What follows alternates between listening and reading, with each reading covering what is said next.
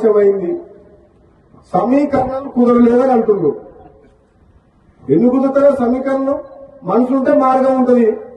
ఎవరు కుదరలేదు రాకుండా ఎందుకు కుదురుతారో సమీకరణలు?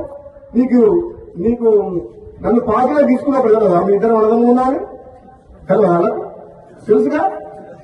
మన పార్లమెంట్ ఎన్నికలప్పుడు రెండోసారి ప్రారంభం చేసి మాటిచ్చినప్పుడు కదా మీ ఇద్దరు అర్థం అంటే అది ఎట్లుందంటే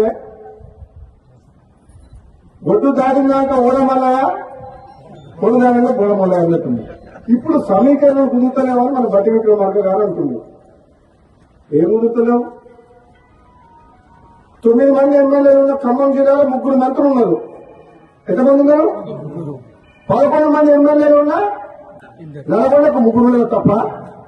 తప్ప మహబూబ్ గారికి ముఖ్యమంత్రి ఇచ్చినాం కదా మనం. రేవంత్ రెడ్డికి ముఖ్యమంత్రి ఇచ్చినప్పుడు ఇద్దరన్న మీద తప్పేంది?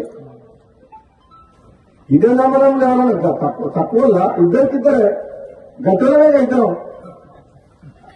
నేనేమంటున్నా, పదవి ఎవరికి ఎప్పుడు ఇవ్వాలని కాంగ్రెస్ పార్టీ అధిష్టానం నిర్ణయం తీసుకుంటుంది.